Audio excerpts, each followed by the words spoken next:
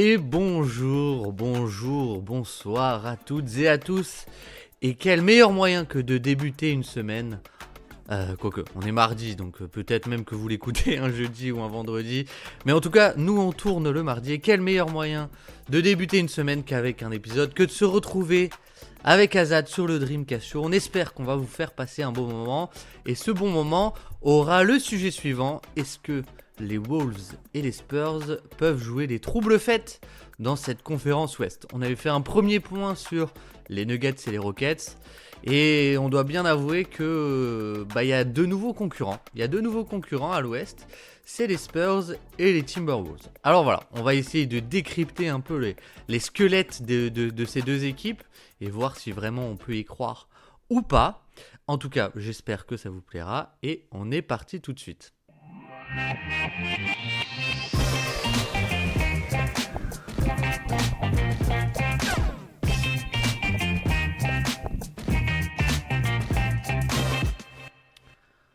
Et on se retrouve de l'autre côté de la montagne, de l'autre côté de la musique, avec Azad. Azad, comment ça va? Ça va très très bien. De retour d'un petit week-end. Deuxième week-end en van de l'année. C'est bien, on est en mars et j'ai fait déjà 2 week-ends en van à la montagne. Bon, il n'y a pas fait chaud, hein, mais c'était bien. Je suis allé découvrir un sanctuaire au milieu des montagnes. C'était très cool. T'étais dans Aller me le... ressourcer un petit peu, aller parler avec Dieu, voir ce qu'il avait à Ouais, me raconter.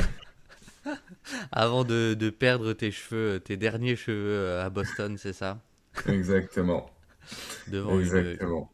une nouvelle sortie en playoff. Mais du coup, oui, rapidement, est-ce que tu penses que Boston peut le faire cette année? Est-ce que tu penses que ton voyage peut, oups, par erreur, durer non pas 3 semaines, mais 3 mois? Alors, vu qu'il y a les 70 ans de ma mère le 16 avril, je pense que dans tous les cas, je vais devoir rentrer. Ah oui, donc pile pour le début des playoffs en plus. Bah, comme l'année dernière. L'année dernière, j'avais appris le lendemain de l'anniversaire de ma mère que je devais partir à Boston le lendemain. Ouais, Donc oui, c'est toujours un petit peu... Enfin, toujours, comme si je faisais ça tous les ans. Mais je sais pas si j'y retournerai cette année pour les playoffs, en vrai. ouais, c'est éreintant. Bah déjà, c'est cher, hein. C'est cher, Euh, c'est cher. ouais. Et oui, je sais pas si j'y retournerai cette année. En réalité, déjà faire quelques matchs de saison régulière comme ça va être bien cool. Ouais, et puis le calendrier a l'air quand même. Enfin, il y a des beaux matchs, quoi. Bon, je crois qu'il y en a en déplacement aussi, mais je crois qu'il y a OKC, il y a. Je sais Il y tout a ce que j'ai. OKC. Il y a Denver, non? Non, il Denver n'y a et pas Denver, il y OKC. a OKC et il y a Minnesota, dont on va parler aujourd'hui.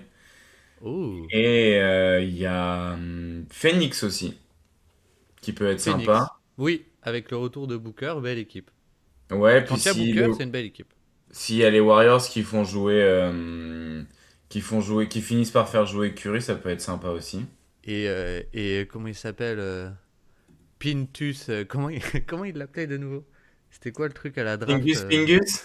Ouais, ouais, ça. Bref, on espère que tu auras des beaux matchs. En attendant, on avait parlé au début de saison des Rockets et des Nuggets et on va pas se mentir. Bon, on pourra peut-être tu pourras nous dire si tu crois encore aux Nuggets, mais on va pas se mentir. Les Rockets, ça pue un peu cette histoire, on y croit un peu moins et je pense que ils se retrouvent dans un espèce d'entre-deux où, sans pouvoir jouer la bataille des possessions à fond comme ils le faisaient, ils ont quand même perdu une de leurs grandes forces et tu deviens malheureusement en 2026. Alors moi j'adore, hein, mais pour être compétitif, être dépendant de Rich Shepard en attaque, c'est, Hmm. c'est pas terrible. Surtout que le duo avec Şengün, enfin le trio Şengün, Shepard, Udoka, ça a pas l'air d'être l'amour fou. Donc, est-ce que tu es d'accord déjà pour dire qu'on élimine un peu les Rockets? Je suis malheureusement. En fait, c'est horrible à dire de se dire que c'est à cause de Steven Adams. Mais je pense que Steven Adams, c'était un peu l'arbre qui cachait la forêt du manque de marge qu'avait cette équipe, quoi. Hmm. Et c'est quand même assez fou Parce que je pense que dans l'absolu, c'est deux joueurs qui sont loin d'être parfaits. Mais en fait, les Rockets de l'an passé, leur grosse force, c'était qu'ils perdaient pas de ballon aussi. Une de Ouais. leurs grosses forces.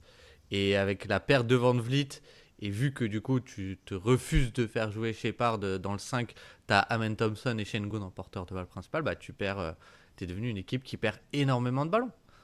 Donc, t'as plus de marge et je trouve que t'as un peu ce côté où, ouais, ton attaque et ton fond de jeu sont un peu exposés et les attaques adverses, notamment, peut-être, on pourra en parler, les Spurs par exemple, bah, arrivent beaucoup mieux aussi, ou en tout cas, vu qu'elles te connaissent plus, à cibler tes lacunes défensives, quoi.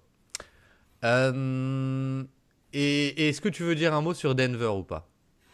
Bah, Denver, je pense que théoriquement, j'y crois encore pour les playoffs.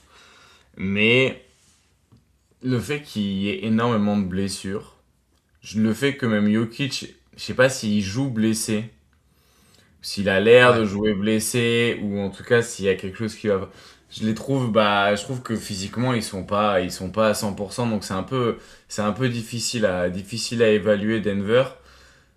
Est-ce que, bah, on pourra en discuter à la fin. Est-ce que ça reste la deuxième équipe de l'Ouest ou est-ce que c'est une des deux équipes dont on va discuter aujourd'hui, quoi? Finalement, c'est un peu ça la finalement. question. Ouais. Et puis Denver, je trouve il y a un truc quand même qui fait un peu peur. Enfin, qui fait un peu peur, oui et non, parce que c'est ça tous les ans, mais la défense, Ouais, ils ont, ça se voit qu'ils creusent physiquement, quoi, en défense, franchement, c'est une énigme, mais je suis d'accord que quand on a vu les playoffs de l'an passé, bah, ouais. théoriquement, on peut se dire il existe quand même un chemin où Aaron Gordon, Peyton Watson, ils sont tous là en forme et la défense est de retour. Et finalement, bon, bah, voilà, ça devient une très très bonne équipe et peut-être encore la deuxième, voire la première, qui sait. Non, la première, OKC, ce qui est fou, je trouve, c'est qu'ils ont progressé, moi, je trouve, depuis le. Mais du coup, ok, ici, je pense qu'en début de saison, ils ont pas été trop testés. Enfin, le calendrier était favorable. C'est marrant de dire que je suis d'accord avec toi qu'ils ont progressé et pourtant, ils sont passés d'avoir genre plus 20 Nate rating sur les 30 premiers matchs à, au final, sur les 32 derniers matchs, ils ont que plus 6,6 de Nate rating depuis le 1er janvier, quoi. Hmm. Donc, statistiquement parlant, ils sont pas meilleurs qu'au début d'année. Mais, en fait, je pense qu'ils sont aussi meilleurs dans... En fait, il y a plein de trucs sur lesquels ils sont meilleurs. Déjà, SGA est meilleur que l'année dernière. Et ça, Donc, c'est quand même fou à dire.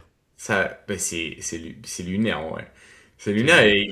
Et tu sais que je trouve que même en défense, c'est marrant, il fait peut-être... Après, c'est toujours dur la défense de SGA parce que, entre guillemets, il peut pas trop en faire parce qu'il donne déjà tellement en attaque. Mais j'ai Hmm. l'impression qu'il gère un peu mieux ses rotations off-ball et que c'est un peu mieux timé, qu'il fait moins de déplacements, enfin, qu'il couvre moins d'espace, mais qu'il couvre de meilleurs espaces. Ensuite, bah, il y a un peu, avec toutes les blessures qu'ils ont eues, il y a une explosion de leur supporting cast, quoi.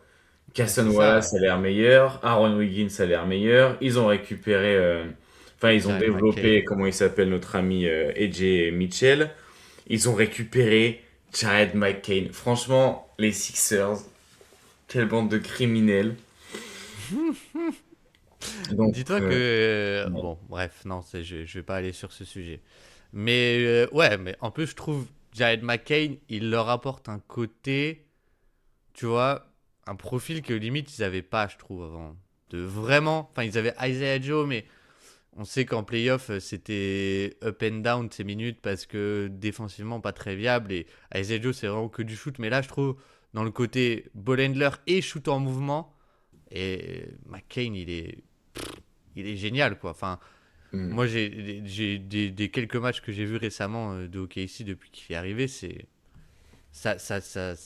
je trouve ça leur apporte un rôle qu'ils n'avaient pas avant, quoi. Ouais, ben en plus, moi, au-delà du côté shooter, c'est même le côté porteur de balle, de manipulation sur pick and roll et tout. Il Hmm. est quand même, face à des secondes uniques, il est quand même vraiment capable d'être le créateur offensif, quoi. Ouais. Mais C'est... c'est marrant, je me disais, punaise, le duo avec Hartenstein est quand même génial. Puis après, je me disais, punaise, le duo de Shea avec Hartenstein est quand même génial. Puis après, je me disais, Jalen Williams et Hartenstein, c'était quand même pas mal. AJ Mitchell et Hartenstein, c'était quand même pas mal. Mais bon, bref, tout ça pour dire que Hartenstein est génial et que OKC est très très fort. Je pense on est d'accord là-dessus. C'est pas une hot take de le dire, quoi. C'est pas une hot take de le dire, non, je ne pense pas. Mais, il y a des équipes qui montent. Il y a une équipe qui est en 15-1 sur ces derniers matchs et je te propose qu'on commence par elle puisque les gens ont cliqué sur cette vidéo et sur ce podcast principalement pour cette équipe, je pense. Il y a de l'audience aujourd'hui, Azad, donc tenons-nous à carreau. C'est les Spurs. C'est les Spurs et les Spurs. Bon, je vais te dire rapidement ma première pensée sur les Spurs, c'est que on se demandait au début de saison, est-ce qu'ils y sont, etc. Et je pense que on a un côté où on se dit, ah bah non, ils sont jeunes, c'est le début du cycle, donc ils peuvent pas gagner. Mais en réalité, je trouve que quand tu regardes les chiffres, tu as une équipe qui est troisième meilleur net rating de NBA, deuxième à l'Ouest.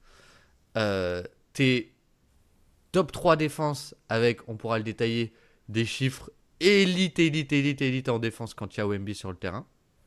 Et t'es top 4 attaques, top 5 attaques sur demi-terrain. Et ce que je trouve assez ouf, c'est que t'as plein de signaux encourageants dans le sens où t'es pas une équipe qui a de la surréussite à 3 points ou de la sous-réussite de tes adversaires à 3 points. En fait, je trouve que c'est un truc très stable dans le sens où ton attaque, elle est très forte parce qu'elle perd très peu de ballons. Et ta défense, elle est très très forte parce que, bon, bah, t'as Victor Wembanyama, on pourra en reparler, mais t'es très très fort au rebond et tu provoques très très peu de fautes. Et t'es très très fort au panier, évidemment.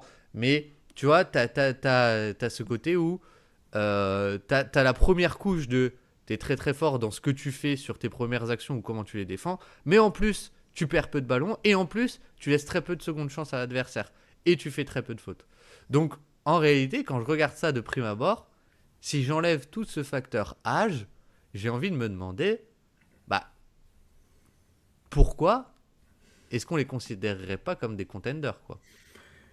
Moi, je pense pas que c'était l'âge qui me posait problème parce que j'avoue que je pense pas que ça puisse. Entre guillemets, il n'y a pas de videur à l'entrée d'une finale NBA, donc normalement, là, Toi, on te parle pas d'âge. on me parle pas d'âge. Bah, pas pour savoir s'il faut gagner un titre en NBA en Ouais, tout ouais, cas. ouais. Et moi, ce qui m'inquiétait plus, c'est l'attaque, en particulier deux choses, le spacing et la création, disons au niveau du scoring, des joueurs, des porteurs de balles qui ne sont pas Wembanyama. Et tu vois, ce que je trouve d'autant plus bizarre, quand tu dis que c'est la quatrième attaque, De'Aaron Fox c'est 100 de true shooting plus, Vassell c'est 99, Castle c'est 97, Dylan Harper c'est 95. En gros, t'as Champagny et Keldon Johnson qui sont au-dessus du scoring moyen NBA en termes d'efficacité. Bon, il y a Harrison Barnes aussi, et puis Wembanyama. Mais non, enfin, tes porteurs de balles, à part Wemby, sont quand même drôlement inefficaces. Et en plus, il me disait, mais niveau spacing, ça va être tellement problématique. Ils vont pas avoir de quoi créer des espaces pour Wembanyama. Ça va être vite problématique. Et ce que je ne m'attendais pas, c'est que Julian Champagny soit un joueur avec lequel tu puisses autant jouer, en fait. Et je ne m'attendais pas, en fait, à ce que Devin Vassell et Julian Champagny soient, peut-être pas en termes de scoring ou quoi, mais en termes de structure du spacing, peut-être les deux joueurs les plus importants à avoir autour de Wembanyama pour lui donner des espaces. Et en fait, c'est ouf de dire que malgré un spacing qui paraissait peu équilibré ou un spacing qui est très dépendant de deux joueurs qui sont pas des... Enfin, tu vois qu'on n'a jamais été sûr avant cette année qu'ils allaient complètement exploser dans une rotation NBA. Devin Vassell un peu plus, mais Julian Champagny, on n'avait pas la conviction qu'il allait être titulaire dans une équipe NBA. Pourtant, c'est ces deux Une équipe joueurs-là qui contender assurent en un plus. spacing. T'as dit quoi? Une équipe de contender, ou enfin une Oui, très bonne équipe, pas les Wizards 2025, quoi. voilà, c'est ça. Et à côté de ça, t'as des porteurs de balles avec des grosses qualités de drive, Dylan Harper, De'Aaron Fox et Stephen Castle, mais aussi plus ou moins selon les joueurs, mais des grosses capacités aussi à la passe et à profiter Hmm. des décalages et à profiter du spacing. Et finalement, avec ces joueurs-là, ces drivers, ces deux spacers et du coup notre ami Victor Wembanyama qui est tout simplement pas de ce monde, t'arrives à avoir une des quatre meilleures attaques de NBA. Pour moi, c'est vraiment lunaire qu'ils aient une des quatre meilleures attaques de NBA.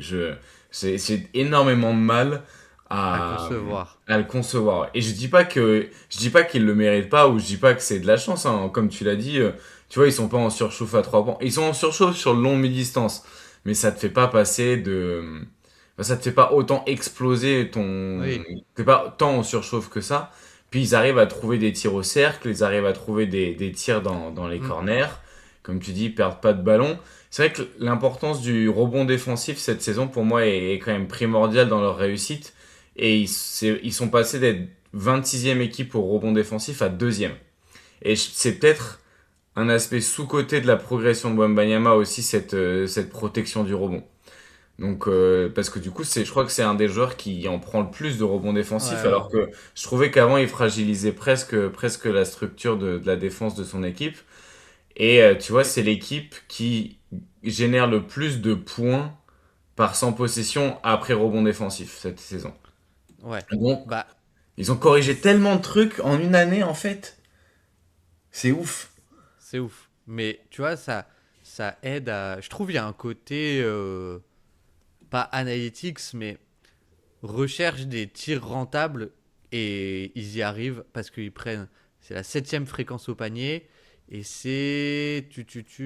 Là. Pardon, c'est Troisième au corner, un truc comme ça. la troisième au corner et en même temps, c'est la quatrième équipe qui joue le plus de transition. Ouais. Même si les chiffres de transition ne sont pas parfaits. Ouais, Mais en ouais. fait, je trouve que ça colle bien avec le test visuel, tu vois, que tu as quand tu regardes cette équipe.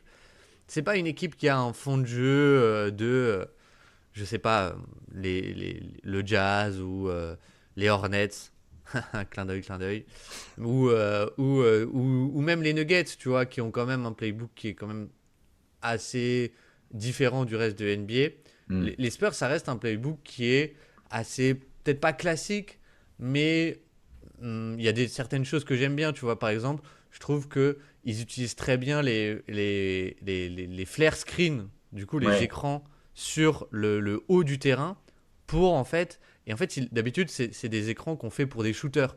Par exemple, à Boston, Sam Hauser, Peyton Pritchard, ils reçoivent beaucoup de flare screen. Trey Murphy, il reçoit beaucoup de flare screen. Ouais. Et eux, ils l'utilisent pour Fox, Castle, parfois Vassell, mais Fox, Castle, Harper. Hmm. Et en fait, ce que je trouve intéressant, c'est que souvent, bah, du coup, c'est à cet endroit-là que les joueurs viennent un peu surcharger le pick and roll. Et en fait, ça permet aussi de libérer de libérer un driver. Et du coup, ce driver, il a besoin juste d'une demi-seconde pour driver. Et c'est une équipe qui arrive à, je trouve, avoir beaucoup de paint touches et à beaucoup contracter la défense, que ce soit bah, par la qualité des trois porteurs de balles, la gravité de Wemby aussi. Je trouve Hmm. que même récemment, tu vois, ils utilisent bien Wemby un peu off-ball sur des sorties d'écran. Ils l'ont fait pas mal face aux Knicks. Ils l'ont fait beaucoup aussi face au le dernier match, je sais plus qui c'était, les Rockets. Et en fait, ça permet souvent le poseur d'écran pour Wembanyama bah, va glisser l'écran, aller au panier et bah, tu trouves une paint touches avec Dylan Harper, avec De'Aaron Fox. Et ça, c'est des bons passeurs aussi. Donc derrière, tu as un peu ce côté où bah, souvent, quand tu arrives à toucher la peinture, le move d'après, le tir d'après, c'est un tir dans le corner, tu vois. Donc, tu vois, c'est des petites choses qui sont au final assez simples. Mais je suis d'accord que j'attends de voir en playoff et leur spacing tient à pas grand chose. Vraiment pas grand chose. Hmm. S'il y a plus Vassell, t'en avais très bien parlé, mais tout s'effondre un peu. Mais en l'état, à 100%, t'as une équipe qui, ouais, peut driver presque à volonté, quoi. Ouais, c'est ça. Mais c'est marrant, tu vois, l'histoire des flare screens. Moi, ça m'a fait penser un petit peu à Boston qui jouait beaucoup de ça aussi. Et en fait, c'est pour faire gagner un espace à des drivers peut-être pas encore de qualité d'élite, ou aussi parce que le spacing est pas parfait. Là où les flare screens sont intéressants aussi, moi j'aime bien quand ils font de la semi-transition et ils jouent les flare screens pour Wembanyama qui peut du coup aussi ensuite driver. Donc il y a un peu une variété de cette utilisation-là. Mais le spacing tient vraiment à peu de choses et je pense qu'on l'a vu avec l'absence de Devin Vassell. Et je trouve ça lunaire de me dire que un candidat, pas un candidat au titre, mais un candidat au final de conférence a son spacing qui repose sur les épaules de Devin Vassell et Julien Champagne.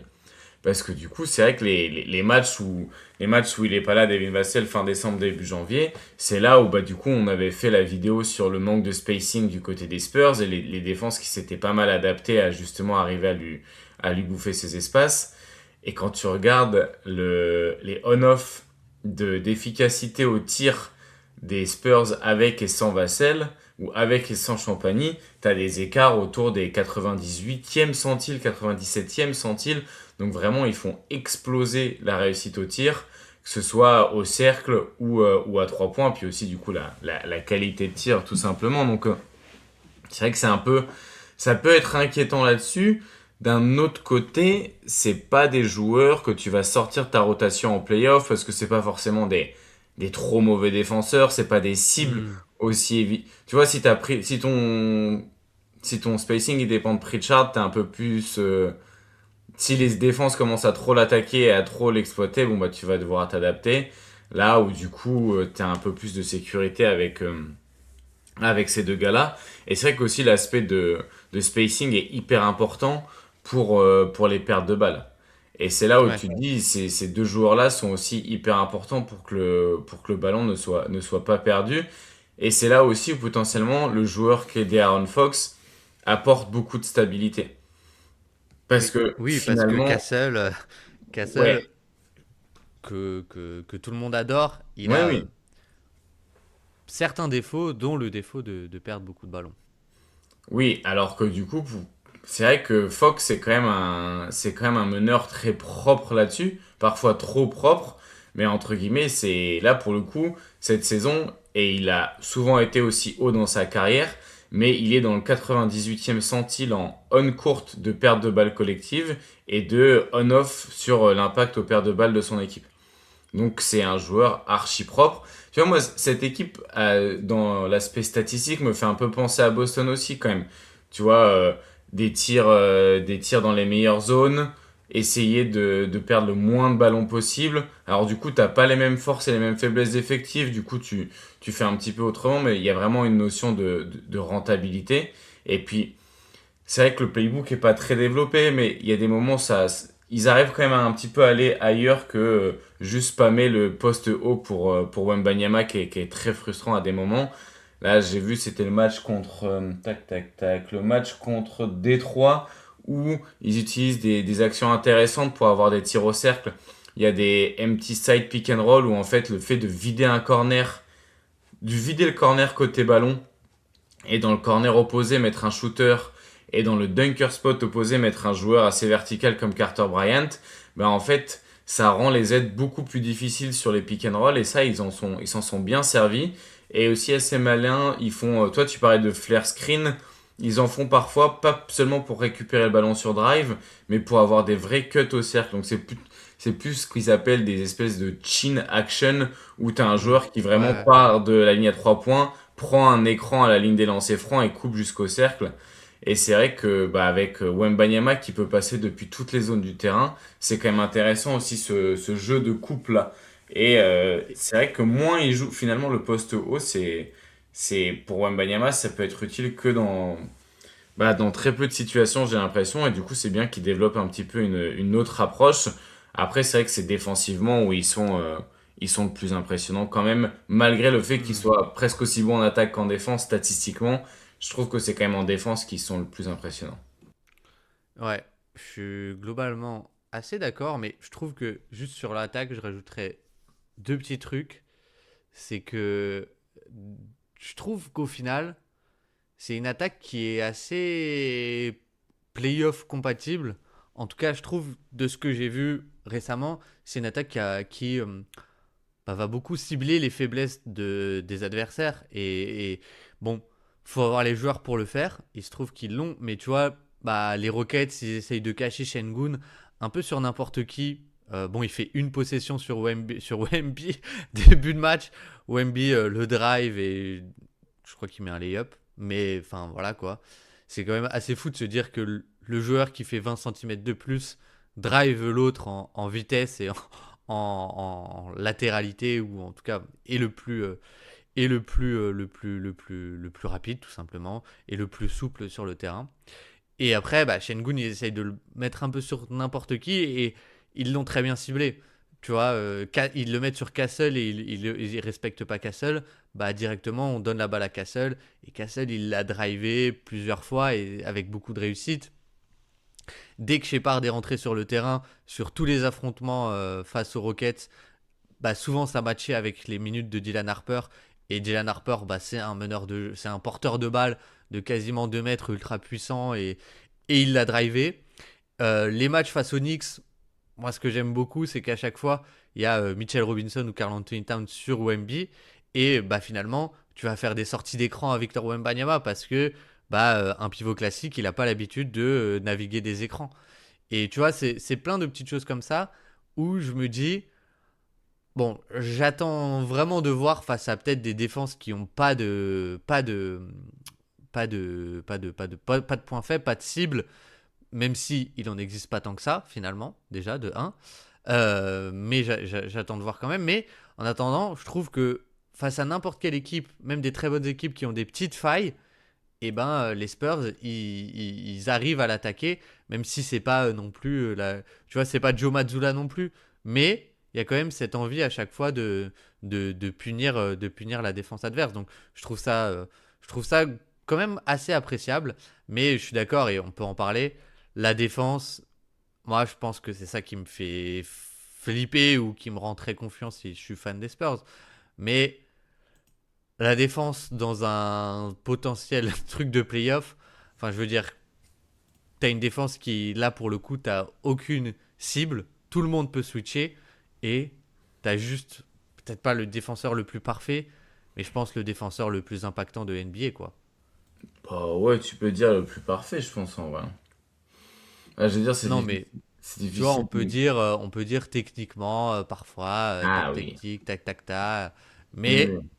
toujours est-il que je trouve en plus tu vois, il y a un côté où, vu que tu peux tout switcher, même Wemby peut switcher dans l'absolu, bah Mm. tes schémas sont relativement simples, tu vois. Mm. Donc c'est parfait.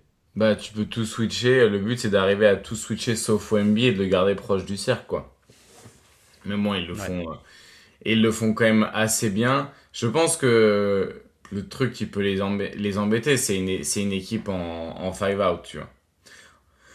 Si on regarde un petit peu, genre, c'est qui les équipes qui vont plus pouvoir les emmerder, je pense, plus battre leur défense. Tu vois, je me dis, bah, Denver, en vrai, t'as quand Oui. même. En fait, Denver, t'as le problème d'avoir un pivot qui tire pour eux et le problème d'avoir des joueurs qui peuvent évoluer dans la zone du flotteur. C'est là où ils essayent un petit peu. Tu vois, c'est quand même l'équipe, du coup, qui concède le plus de longue mi-distance et la 20e qui concède le plus de short mi-distance. Donc, c'est très bien, ça veut dire qu'ils donnent que des mauvais tirs à leur adversaire. Du coup, tu te dis, bon, quelles sont les équipes qui vont plus réussir à être bons et à quand même profiter du mi-distance. Et tu te dis, bah en fait, à l'ouest, c'est con, mais t'as OKC et t'as Denver qui vont pouvoir profiter de ça. Mais en fait, je pense que c'est Mm. pour ça que l'équipe aussi est aussi impressionnante en termes des ratings sur la saison régulière. C'est parce qu'ils ont vraiment, pour moi, ils ont vraiment une défense de saison régulière où, entre guillemets, pas qu'elle va pas marcher en playoff, hein, mais elle est tellement efficace sur 95% des effectifs Ouais. que oui, tu vas dans des ratings de ouf parce que bah, t'as juste une approche qui est hyper bonne, quoi. Et oui, parce que quand Qui est tu hyper pratique. joues 29 équipes et qu'il y en a une ou deux qui ont un five out, encore plus au moment où tu les joues, tu vois. Ouais. Par exemple, si tu joues Denver il y a des absents, bah du coup Oui. ça compte moins. Mais tu vois, au final, je trouve, comme tu dis, les quelques matchs où ça galère un peu, c'est les five out, les vrais five out. Et genre, les Knicks, pour le coup, tu vois, ils ont des défauts. Ça, ils l'ont pas mal fait sur tous les affrontements face aux Spurs. Mm. Les trois affrontements face aux Spurs. Alors, il y a eu de la réussite parce qu'il y a des séquences où Mo Diawara prend les tirs et met les tirs avec beaucoup de réussite. Et le plan de jeu des Spurs, c'est d'abandonner le non-shooter, donc Mo Diawara ou Josh Hart. Mais je trouve que dans le comment ils. En fait, dès que tu arrives à amener Wemby en dehors de la raquette, vraiment, c'est vrai que tu as un peu. Pas tout qui s'effondre, mais le niveau passe de élite, élite, élite à bon, moyen, entre guillemets. Ouais, voilà, c'est ça. Et quand tu regardes les équipes qui leur ont mis le plus de points cette saison, c'est Denver et New York Ouais, sur un match. ouais. Donc t'as un peu ce truc-là qui se confirme. C'est vraiment l'histoire du five out, mais comme tu l'as dit, bah il y en a quand même, il y en a quand même vraiment pas beaucoup. C'est là où, C'est par ça. exemple, c'est tout con, mais tu vois les matchs contre le Jazz, Ils eh étaient intéressants. ben le Jazz est pas une très bonne équipe, donc ça peut pas gagner ou être compétitif à chaque fois. Mais il y a des matchs du Jazz où mais ils avaient peut-être même perdu celui qu'on avait regardé ensemble, ou j'avais regardé avec FD. Hmm. J'avais regardé Tu avec avais FD. regardé avec FD. Ouais.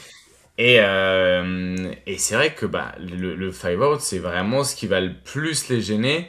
Surtout si tu as un five out intelligent où tu arrives à mettre Wemby dans les zones les plus éloignées du terrain. En sachant que même quand tu arrives à éloigner Wemby le plus loin le plus loin du cercle possible, il reste quand même un joueur qui a une grosse influence, quoi. Qui est quand même terrible. Mais ouais, c'est vrai Oui. que Oui, c'est oui. difficile de voir une limite à leur défense. J'ai presque, enfin, c'est quand même plus plausible d'en voir d'un côté de leur attaque. Mais d'un autre côté, en attaque, parfois, il suffit de Wembanyama pour porter une équipe avec une attaque suffisante pour gagner des matchs, quoi. Bah, Donc, ouais, c'est ça, hein. Franchement, bah, enfin, Wemby, c'est tellement, je trouve, un joueur, tu vois, face à Denver ou face aux Knicks, c'est rigolo parce que les matchs face à Denver de l'an dernier, on parlait beaucoup du flotteur de Jokic, etc., etc. Moi, je me souviens qu'il y a un match, tu sais, il y en avait deux de suite là qui s'étaient joués en back-to-back, je crois, Spurs Nuggets l'année dernière. Et il y a un match où bah, Wemby, il est en full porteur de balle pour cibler Jokic. Et tu es en mode, bah oui, en fait, tu peux faire ça avec Wemby. Et, et c'est pas parce que. Enfin, il le fait moins en saison régulière aussi bah parce que comment l'effectif est construit, en fait, si tu jouais des pick and roll inversés avec Wemby balle en main, ça veut dire que tu as Fox et Castle qui sont off-ball. Et donc, Mm. bah ça, c'est pas terrible. Mais tu peux le faire aussi. Et je trouve, face au 5-out, il y a aussi un truc qui peuvent faire les Spurs. Ça peut être un choix, mais c'est les line-up à deux big avec le Cornet. Ouais. Et ils l'ont fait un peu en deuxième mi-temps face aux Knicks. Et en fait, ça fait que tu switches, ok, mais du coup, tu en as souvent un qui est sous le panier, du coup. Ouais. Puisque tu peux pas impliquer les deux sur l'écran en même temps, ou en tout cas, c'est très compliqué, quoi. Et je pense que on peut dire quand même quelques stats avec Wemby sur le terrain. Euh, en Régale-toi. défense, en défense. Vas-y, Quand il est vas-y. sur le terrain, 105 de defensive rating, c'est 98e centile. 26% de rebonds défensifs, ou en tout cas de 26% de rebonds offensifs laissés. Et on peut se dire que c'est. Ça, on ne sait pas trop ce que ça veut dire 91e centile, et on peut se dire que c'est normal, mais comme tu l'as dit avant, bah, l'année dernière c'était 60e centile. Donc tu es passé du 60e au 91e centile avec ces nouveaux schémas dont on parlait. Et t'as un swing, un on-off de 12,2 quoi. Ça veut dire que quand il est pas là, même si t'as Cornet ou quelqu'un d'autre, bah ton defensive rating il passe de 105 à 117 quoi. Et t'as vraiment ce truc de euh, sur la protection de cercle aussi, la fréquence au panier aussi, il est Mm. devenu excellent. Il est passé dans le 89e centile en termes de fréquence au cercle des adversaires quand il est sur le terrain, alors qu'avant c'était 53e centile. Donc là aussi, on est passé de moyen à absolument élite avec un on-off dans le 96e centile. Donc, en gros, t'as un truc où il a des chiffres absolument démentiels, mais qui sont parce que c'est un joueur démentiel, mais il les avait pas les années passées, et c'est aussi parce que t'as un peu tous les schémas qui sont orientés vraiment vers lui, quoi. Et Bah, ouais, c'est ça qui est ouf, quoi. En fait, ils arrivent à emmener les mecs dans la gueule du loup, quoi. c'est ça. Et je sais pas, c'est peut-être aussi quelque chose, une inquiétude qu'on peut avoir, mais Wemby en saison régulière, il joue 30 minutes, quoi. Est-ce que sur un rythme de playoff, on l'a jamais vu? Mais On sait que c'est un joueur qui a aussi quand même des tendances à parfois être un peu fragile. Est-ce que toi, ça te pose question ou pas du tout? Et bon, on verra, et puis voilà, quoi. ouais, pour moi, et ça a toujours été le cas. Ah, moi, c'est toujours un des trucs que j'ai dit quand je parlais de Wemby, c'est un être humain, malgré tout. Malgré les apparences, c'est un être humain qui fait 2,21 m. Ou plus, j'en sais rien, 2,24 m. Mais le corps d'un homme aussi grand, il a forcément pas les mêmes capacités physiques aussi d'enchaîner des choses à haute intensité. Entre guillemets, tout prend plus de temps, même je pense pour soigner quelque chose et tout, parce que il est beaucoup plus grand et le corps ne peut faire que ce qui est dans ses capacités. Et donc 2,21 m, il y a beaucoup plus de choses à, enfin, entre guillemets, le corps est beaucoup plus grand. C'est comme faire un chantier sur une ville qui est beaucoup plus grande avec le même effectif, entre guillemets. Donc, c'est là où ça va être beaucoup plus dur. Et c'est vrai que même là, je crois que sur les derniers matchs, il disait qu'il avait vraiment été épuisé physiquement de l'enchaînement de matchs avec des gros minutages. À voir ce que ça donne en playoff. Mais finalement, c'est une bonne chose qu'ils aient réussi à être compétitifs en le faisant jouer que sur Cleaning the Glass, j'ai 29 minutes par match. Donc ça veut dire que ouais, tu dois avoir un peu de garbage time, mais ils arrivent à le faire jouer moins de 30 minutes par match. C'est énorme. Hmm. Mais tu vois, du coup, ça veut dire, si on projette en playoff, ça veut dire qu'il y a 18 minutes. Bon, il aura plus de temps de jeu, mais actuellement, tu as 18 minutes où ta défense, elle n'est pas élite et génialissime, mais elle est un peu moins bonne. Et bah, est-ce que tu vas être obligé du coup de le faire jouer encore plus et du coup de prendre plus de risques en playoff? Je trouve que c'est Hmm. quand même une question qui se pose, quoi. Ouais, parce que ça passe à. Ils sont à 115 de defensive rating quand il n'est pas sur le terrain. Ils ont quand même un Nate rating de presque 0 quand il n'est pas sur le terrain, quoi. C'est ça. Mais plus Et 15 quand il est sur le terrain. tu me diras, voilà, c'est pas anormal d'avoir une Wemby dépendance, mais tu as une Wemby dépendance, quoi. Ouais, ouais, bah ça rappelle aussi un petit peu ce qu'on pouvait voir avec Jokic et les Denver Nuggets, hein. Ouais, tout à fait, tout à fait. Mais du coup, est-ce que tu as quelque chose à rajouter ou pas? Bah, moi je trouve qu'on a fait un beau petit tour de cette équipe. Est-ce que tu as envie de te projeter? Est-ce que avant qu'on passe à la prochaine équipe, tu as envie de te dire, tiens, est-ce que tu as envie de faire un petit pronostic?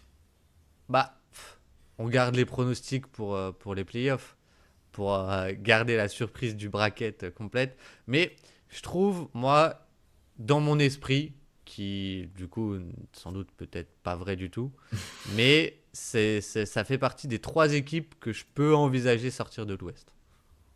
Ok. Est-ce que du coup tu m'autorises à te présenter un quatrième candidat potentiel? Attends, d'abord toi, qu'est-ce que t'en penses? Est-ce que toi, tu penses que ça peut le faire ou ça peut pas le faire? Bah, après, du coup, c'est par rapport au match-up que j'ai des doutes. Le problème, Ouais. c'est que, tu vois, contrairement à l'équipe qu'on va présenter ensuite, contre Denver, je préfère les chances des Minnesota Timberwolves que des Spurs. Mhm, mhm, mhm. Contre OKC, je Tu préfère les préfères les Spurs Spurs? que Minnesota. Ouais, ouais, je suis d'accord. Je suis Et d'accord, mais donc ouais. oui, mais on va dire une partie de tableau avantageuse, tu peux les envisager en finale NBA. Bah oui, si t'as OKC, Denver et Minnesota qui s'entretuent d'un côté, tu Ouais. peux. C'est l'avantage de finir deuxième déjà, hein, Oui, oui, oui, c'est vrai. Déjà, tu n'auras pas OKC avant les finales. avant la finale de conf. Ouais, Voilà, c'est vrai. C'est vrai, c'est vrai. Bon, alors parlons du double finaliste de conférence sortant. c'est J'avoue vrai. que là, j'ai un peu moins de billes. J'ai un peu moins de billes, même si du coup je les ai regardés pour préparer cet épisode quand même. Et c'est une équipe qu'on connaît bien. Donc je vais te laisser la parole, malgré tout, pour nous dire pourquoi les Minnesota Timberwolves sont en route pour gagner leur premier titre. Alors, j'irai peut-être pas jusque-là, mais je pense que il y a potentiel. En fait, ils sont meilleurs que l'année dernière, et l'année dernière, ils sont déjà allés en finale de conférence. Et ils sont meilleurs que l'année d'encore avant, où ils étaient déjà allés en finale de conférence. Mais c'est sûr que à chaque fois, entre guillemets, il y a eu des circonstances qui les ont aidés, entre guillemets, au niveau des playoffs. Bah, quoique la première année, bon, ils battent Denver sur un Game 7 avec un turnaround jumper de Rudy Gobert, mais bon, fallait-il déjà aller jusqu'au Game En 7? match 7, Et exactement. l'année dernière, ils battent aussi les Warriors sans Curry. Mais bon, fallait-il encore battre du coup l'équipe Les qu'ils ont, Lakers. les Lakers. Bon, Les terribles Lakers de JJ Redick. et leur switch all de marionnettes. Mais bon, néanmoins, ils sont allés 2 fois en finale de conférence. Mais l'idée, c'est un peu de savoir pourquoi cette saison, ils m'intéressent plus que l'année dernière. En tout cas, j'ai un peu plus confiance. En fait, il y avait déjà un premier truc, c'est qu'ils ont plus besoin de faire jouer Mike Conley. Et ça, je pense que ça va leur faire beaucoup de bien. Parce que finalement, Mike Conley, le gros problème, c'est qu'il apportait de la stabilité un petit peu en attaque, du spacing, mais il fracturait ta coquille défensive. Et du coup, c'est vrai que ça se cassait beaucoup la gueule à cause de ça. Et cette année, ils ont beaucoup moins besoin de faire jouer Mike Conley pour plusieurs raisons.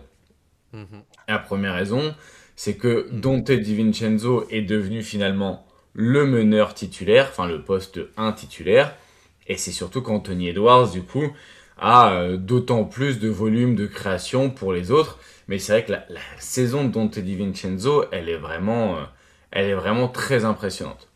Elle est vraiment très impressionnante d'un point de vue individuel et d'un point de vue collectif. C'est le meilleur joueur en termes de on-off de l'équipe.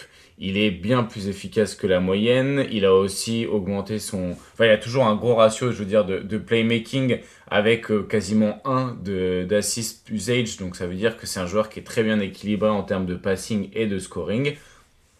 Et du coup, ça te permet d'avoir une structure de ton 5 majeur qui est vraiment très bonne avec DiVincenzo, McDaniels, Anthony Edwards, Julius Randle et Rudy Gobert.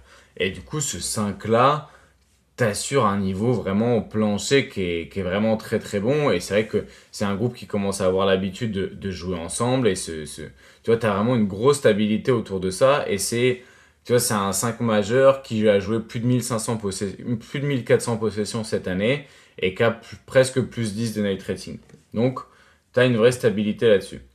Mais moi, ce que j'aime beaucoup finalement dans cette équipe, maintenant qu'ils ont corrigé quelques trucs au niveau du roster, c'est Mhm. qu'ils peuvent jouer avec un autre style de jeu, où cette fois c'est Nazrid qui va jouer à la place de Gobert, et à la place de DiVincenzo ou à la place de McDaniels, tu vas avoir Eyodo Sunu, ou apparemment Bon Silent, qui est devenu un joueur de basket à ma grande surprise, et du coup tu peux un petit peu te transformer en équipe de 5 out, qui fait du switch all, donc un truc très moderne, ou peut-être, je sais pas si c'est moderne ou si c'est très... comment dire, un petit peu utopique, mais ils peuvent se transformer dans ce style de jeu avec du coup Nasrid, Randall, McDaniels, Edwards et Ayodosunu par exemple. Et là, tu as une équipe qui peut vraiment switcher à l'infini. Alors le problème, c'est que t'as pas des énormes cerveaux défensifs. Et c'est là où très vite, parfois, le manque de la présence de Rudy Gobert se fait ressentir. C'est que Rudy Gobert stabilise énormément la défense parce qu'il rattrape énormément de leurs conneries. Par contre, il handicape énormément l'attaque. Ils sont marrants les chiffres de on-off de Gobert parce que il fait moins 7 points par 100 possessions quand il est sur le terrain en attaque. Mais vu qu'il est aussi à moins 13 points par 100 possessions encaissées quand il est sur le terrain, bah ça reste un mec positif. Et Mais, largement. mais largement positif, hein. Mais quand même, tu as cette idée de il handicape vraiment l'attaque. Et par contre, tu peux te transformer en une autre attaque avec du coup Nasrid ou avec Julius Randle sur le terrain. Et c'est ça que j'aime beaucoup, c'est une équipe qui peut vraiment avoir deux gros différents profils. Et là où ils ont beaucoup progressé cette année, et je pense que il y a des matchs contre certaines équipes, ça se voit beaucoup, c'est en termes de transition. Et notamment la semaine dernière c'était contre Denver, ils les ont explosés sur ça. Et je pense qu'avoir une aussi bonne défense qui est enfin une bonne attaque de transition, c'est une très bonne chose. Parce que l'année dernière, tu vois, ils étaient 27e en fréquence de transition et 13e en efficacité. Là, ils sont passés 16e en fréquence de transition et surtout 3e en efficacité. Et en fait, vu que c'est une des meilleures défenses, ils vont avoir beaucoup d'opportunités de transition. Maintenant, il faut arriver à genre les concrétiser. Et ça va leur faire beaucoup de bien. Surtout que c'est une attaque sur demi-terrain, en particulier quand il y a Gobert, qui est un petit peu moins élite, mais qui peut quand même apporter de bonnes choses. Surtout que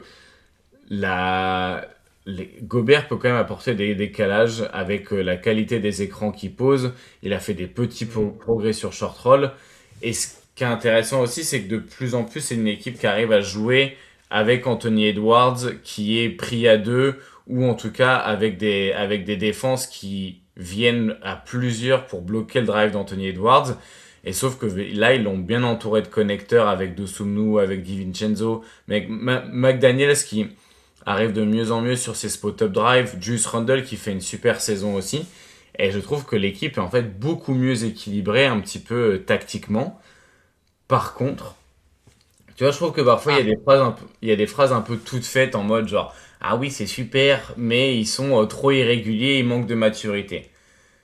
Bah j'aime pas ces phrases, mais il faut ouais. bien avouer que pour les Minnesota Timberwolves, d'un match à l'autre, d'un carton à l'autre, t'es là genre qu'est-ce qui se passe? Et Ouais. vraiment, c'est une des rares équipes, tu vois, on parlait de la jeunesse des Spurs. Bah, j'ai pas l'impression que Minnesota, ils aient beaucoup plus de plomb dans le cerveau que nos amis des Spurs. Il y a des fois où ça déconnecte totalement en attaque ou en défense, et il y a des fois où ça paraît inarrêtable parce que t'as un super spacing, tu switches de partout, mais sauf qu'en fait la possession d'avant c'était le même effectif et en fait bah t'as les rotations défensives qui se font pas. Enfin, si Nasrid il est pas titulaire et si Julius Randle on fait autant de blagues sur sa défense, c'est pour une raison. Et quand les deux Ouais. sont sur le terrain sans Rudy Gobert, théoriquement le switch all fonctionne très bien parce que ils peuvent le faire et que ça leur demande moins de lecture off-ball de faire du switch all aussi. Mais dès que tu as une attaque qui fait un peu des cuts comme Denver, ils passent très vite pour des cons, quoi. Ouais, ouais. Même Anthony Edwards, je trouve, sa saison en défense. Genre, je pense que c'est un. En playoff, ce sera peut-être différent, tu vois, mais tu vois, je trouve il y a un peu ce côté. Ouais, parfois il déconnecte un petit peu, quoi. Il déconnecte un petit peu. Mais moi, il y a quand même une question sur l'attaque. Je trouve que la théorie est très cool parce qu'en fait, t'as soit un five out, soit Rudy Gobert, et du coup, Rudy Gobert, la pose d'écran, ou alors si ça switch, le rebond offensif, Hmm. tu vois. Mais je me demande à quel point c'est un vrai five out et à quel point c'est pas un peu de la poudre de perlimpinpin. Dans le sens où Randall, on le connaît, cette saison il est à 31%. McDaniels, bon, McDaniels, quel est son vrai niveau en carrière depuis 2022? C'est 33%, 40%, 34%, 33%, 43%. Donc où est l'anomalie? Je sais pas. Est-ce qu'il sera respecté? Je sais pas. Bon, Rudy Gobert, évidemment, voilà. Ayo Dosunmu, pareil, c'est un peu les montagnes russes en carrière, son tir à 3 points. Et finalement, je me dis, bah, est-ce que tu vas pas te retrouver dans un côté où tu vas. Alors, je pense qu'il a progressé par rapport aux années précédentes, leur spacing, évidemment.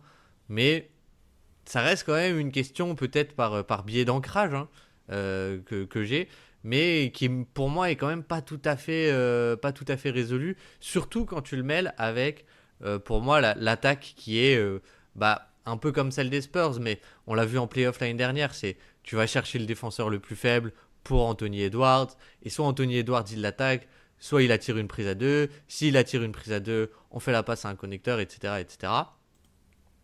Ça me pose un petit peu question. Je sais pas si tu penses que je devrais me poser ces questions ou pas. Et tu vois, Bones Island, sur le côté pas de cible défensif, pas sûr. Pas sûr non plus, quoi. Ouais, bah après, c'est pour ça qu'ils sont que quatrième ou troisième de la conférence Ouest et pas plus haut. Mais je trouve qu'il y a quand même une structure qui est vraiment bonne. Et surtout, tu vois, ça sera pas un five-out parfait. Mais si t'as juste Randle qui a la balle entouré de Nasrid, Edwards, Dosunmu, DiVincenzo, bon, ça fait quand même longtemps qu'on les a pas vus avoir un tel spacing entre guillemets, et c'est surtout que j'aime beaucoup le fait que Julius Randle puisse avoir le ballon à côté d'Anthony Edwards, parce qu'il y a beaucoup de défenses qui viennent à deux sur Anthony Edwards et qui coupent un peu son jeu, et le fait d'avoir des porteurs de balles autour de lui, ça lui permet de recevoir le ballon un petit peu en mouvement, Anthony Edwards, et comme c'est devenu aussi un mec qui peut prendre 10, 15 tirs à 3 points dans un match en pull-up ou sur catch and shoot, voilà, je vous dis, ça peut être un effectif qui est plutôt adapté à lui en fait. Je trouve que l'effectif est plutôt adapté à Anthony Edwards, surtout qu'aussi il y a la capacité d'écran de Gobert quand c'est lui qui est sur le terrain. Donc je me dis, c'est peut-être secrètement une des meilleures rotations à 8 de la ligue, tu vois. Oui, oui, Et, oui, ça je suis euh, et d'accord. finalement, comme tu vas faire jouer que 8 joueurs en playoff, potentiellement, bon, bah, ça peut être drôlement intéressant. Et Après, c- comme j'ai dit, il y a des équipes contre qui je leur fais plus confiance que d'autres. Et pour moi, un des problèmes qu'ils ont et qu'ils ont toujours, c'est leur incapacité à prendre soin du ballon et leur faculté à juste perdre énormément de balles, quoi.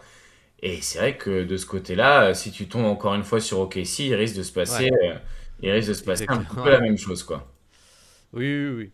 Après, oui, c'est vrai que la série face à OKC était assez vilaine de ce point de vue-là l'an passé. Mm. Mais ce que je me dis aussi, c'est que tu vois, OKC, est-ce que le swing peut pas être de l'autre côté par rapport à s'il y a de nouveau une série, dans le sens où OKC passait beaucoup, dès qu'il y avait Mike Conley, on attaquait Mike Conley, tu vois. Ouais, Et là, tu peux plus le faire. non. Donc finalement, tu vas peut-être avoir une attaque un peu moins forte, mais tu peux retrouver une défense beaucoup plus forte, tu vois. Ah, mais moi je pense que défensivement, sur des playoffs, ils peuvent être vraiment très emmerdants. Surtout avec McDaniels, ils ont des profils très intéressants. Et puis ils ont des profils avec. Ils ont des mecs qui n'ont pas de QI basket en défense comme Randle et Nasrid. Ils ont des mecs qui en ont des gros avec aussi DiVincenzo, Dosunmu.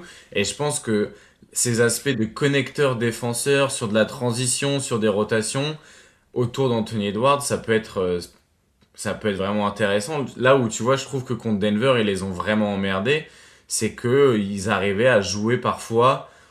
Ils arrivaient à matcher les minutes de Rudy Gobert avec Jokic pour toujours l'avoir sur le terrain en même temps. Et du coup, de l'autre côté, une fois que c'était Valanciunas qui jouait, là, ils passaient en mode switch all avec Randle et Nasrid. Et le switch all contre le banc de Denver, ça fonctionne drôlement bien. Moi, j'aime bien cette capacité d'adaptation. Ouais, j'ai l'impression qu'ils sont encore moins rigides que l'année dernière et ils ont Oui, moins de cibles. je suis d'accord. Je suis d'accord sur le côté où la polyvalence défensive est assez cool et assez adaptable sur un truc de playoff.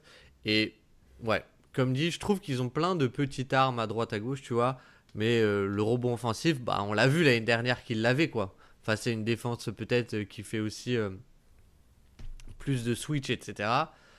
Tu peux insister un peu là-dessus. Donc ouais, outsider un peu secret, quoi, les Wolves, un outsider un peu secret, mais c'est vrai que, tu vois, moi, je sais pas, peut-être que je tombe que sur les mauvais matchs, sans doute, mais je trouve qu'il y a aussi des matchs où c'est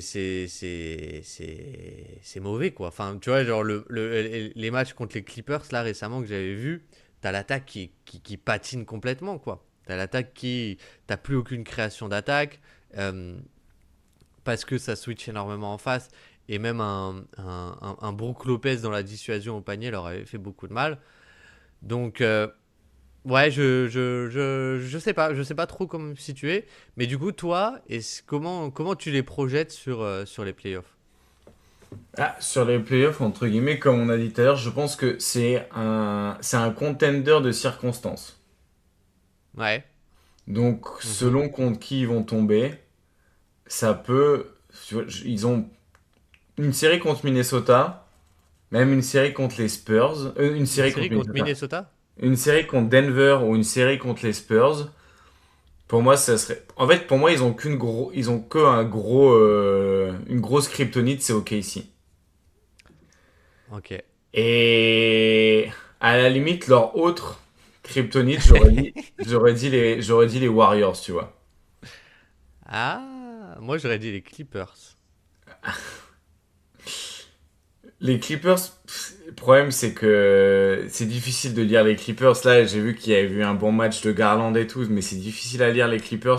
On fera peut-être un petit épisode Clippers quand même avant la fin de la saison parce que quand même c'est un peu nos chouchous, pas C'est nos chouchous cachés, mais notre ex toxique, quoi, notre finalement. ex toxique quoi. Mais pour moi, ouais, à la limite, ça aurait été plus Golden State qui aurait pu les emmerder. Donc j'ai quand même Minnesota favori dans beaucoup de séries. Et là où je me dis que c'est de circonstances, mais si Minnesota il se retrouve en finale de conf contre Denver, Ouais. Bah, bah, un sacré concours de circonstances, quand même, mais ouais, pas ouais, forcément. Ouais. Tu vois, si Denver tombe du côté d'OKC, en fait, pour moi, genre, je pense que si Denver tombe du côté d'OKC dans le ouais. tableau de Mhm. playoff, bah ouais, peut-être que je mets une pièce sur Minnesota pour gagner le titre. Voilà Voilà, où je voilà. m'arrêterai aujourd'hui. Bah, attends, parce que oui, actuellement, en gros. Actuellement, Attends, non, mais. du Attends, Romarin. j'avais pas vu le classement. Il est rigolo, le classement, quand même. Ah bah là pour Donc, l'instant Minnesota il joue contre Denver au premier tour. Nul. oui, mais tu sais pourquoi? Parce que, bon, t'as le Thunder en un, les Spurs en 2, les Wolves en 3, égalité avec les Rockets en 4. Ouais. Et donc, pour l'instant, c'est 3-6, parce que t'as les Nuggets en 6. Mais tu sais qui est 5? Les Lakers. Alors là si les Lakers ils tombent Les contre Lakers. Minnesota, c'est barbecue chicken comme disait Tyler Kolek. Tyler Collet a dit ça? T'as jamais vu cette interview de Tyler Kolek en conférence de presse? C'est Peut-être, Tyler peut-être. Kolek, genre le mec lui dit ouais comment ça s'est passé face à je sais plus face à une défense tu vois et Tyler Colley qui dit bah en fait c'est pas très compliqué ils étaient en zone on a mis 2-3 points du coup suite à ça ils passent en individuel et à partir de là c'est barbecue chicken tu vois et le mec il lui dit mais excusez-moi je suis pas familier avec l'expression barbecue chicken et Tyler Colley qui lui dit ouais bah t'iras voir sur Urban Dictionary. Rien que pour ça, il devrait jouer plus, franchement. Mais tout ça pour dire que, voilà, si du coup les Nuggets font en gros, faudrait que les Nuggets soient 5, que tu aies une série Rockets Nuggets 4-5. Et du coup, tu as sans doute un Nuggets Thunder au deuxième tour. Et toi les Timberwolves qui se font les Spurs, quoi, c'est ça? Voilà, et après, finale NBA Celtics Timberwolves. Ah, alors là, mais Oh je la vais bousard. débrancher, je vais débrancher très vite cette saison, hein. On va se concentrer sur autre chose parce que là, ce serait l'angoisse. Franchement, c'est l'angoisse. En vrai, putain, les Cavaliers en finale, ça me ferait rêver ça. Ouais, James Harden. James Harden en finale Ça. contre le Thunder et qui bat le Thunder, je pense que je pourrais pleurer en vrai. Moi, je pense qu'il y a quelque chose de big qui se prépare à l'est. The Big! De big, big, big. The Mais Big. bon. D'ailleurs, je Allez. suis un peu déçu qu'on n'ait pas fait de podcast sur eux, mais bon. Sur les Tant pis. Cavaliers? Non, sur les Hornets. Pas encore. Franchement, chaque match me fout les larmes. Franchement, Il me je te le fout dis. les larmes. Eh ben, Non, peut-être. le match des Hornets contre Miami. Oh là là là là là là là. Bon, Tyler Hero, incroyable, mais. Ah là là là là là là. J'y ai tellement cru. J'y ai tellement cru quand ils font le comeback avec Grant Williams au poste 4. Ah là là, c'était Oh, mais beau. la défense de Grant Williams sur Bama Adebayo. C'est beau, hein. Ah ouais. Ah non, mais Et puis vraiment, leur attaque. elle Et est puis leur fantastique. attaque. Ouais, oui, non, mais elle est fantastique, cette équipe. Enfin bon, bref. Écoute, est-ce que t'as quelque chose à rajouter sur ces Timberwolves que tu vois donc en finale NBA? Bah écoute, c'est comme tout, hein, c'est des circonstances. Donc voilà. Tout est relatif. Tout est relatif et tout est circonstanciel. Mais si le contexte est le bon, je pense que cette équipe peut en surprendre. Après, l'année dernière et l'année d'avant, ils ont déjà réussi à avoir, entre guillemets, de la chance dans leur match-up. Est-ce que ça va être le cas une troisième fois d'affilée? Eh ben, on verra. On verra. Mais en tout cas, j'ai hâte de découvrir. J'ai hâte de voir les playoffs cette année. Comme d'hab, tu me J'ai- diras. Mais en fait, je crois que la saison régulière, je n'en peux plus. Bah ouais, il y a un peu de ça, franchement. En tout cas, les positions sont bien tassées, quoi. Franchement, là, on a bien compris qui était qui, je trouve. Hmm, Donc, mais je trouve que, tu vois, contrairement aux autres années, bon, ce qui fait chier, c'est les Warriors. Les Warriors, ça m'ennuie vraiment. hmm, Mais je trouve que tu as plein d'équipes qui reviennent en forme ou qui montent en puissance, tu vois. Les Timberwolves, les Spurs, le Thunder, tout le monde est en train de revenir. Bon, les Rockets, non, du coup. hmm. Mais les Nuggets, tout le monde est en train de revenir. Les Suns, Devin Booker est revenu et c'est du coup de nouveau une super équipe. À l'Est, Jason Tatum est revenu. Les Cavs, je pense que tout le monde normalement devrait revenir pour les playoffs. Hmm. Bon, il y a juste les Sixers, on sait pas trop où ils en sont dans leur vie. Oh, le premier tour Sixers Celtics avec Embiid et tout le monde là, ça va être marrant. Ah, Ça, je crois pas, hein. Je crois que les Sixers vont pas faire les playoffs, hein. ça ce serait moche quand même. Ce serait bien moche. Mais bon. Tout le monde s'est mis à gagner d'ailleurs à l'Est maintenant. Hmm. Ils ont senti le vent des Hornets arriver dans leur nuque. Et donc ils se sont tous mis à regagner. Mais bon, bref. Bzz, bzz, bzz, bzz, bzz. Bah en tout cas, voilà. On a fait un bon tour. Des outsiders, des poils à gratter de l'Ouest. Est-ce que t'as quelque chose à dire pour finir? On se retrouve Bah, bientôt? On bah ouais, espère. on se retrouve très bientôt de l'autre côté de l'Atlantique si mon avion se fait pas abattre ou si j'arrive à passer la frontière. Et bah c'est des belles notes de joie ça, hein. On finit l'épisode dans la bonne humeur. Mais en tout cas, merci beaucoup de nous avoir écoutés. On espère qu'on vous aura un petit peu amusé ou intéressé pendant une heure par ces temps troublés. Et troublés. Et nous, on vous souhaite une bonne journée. Et on vous dit à très bientôt. Ciao, Très ciao. bientôt. Ciao, ciao, ciao.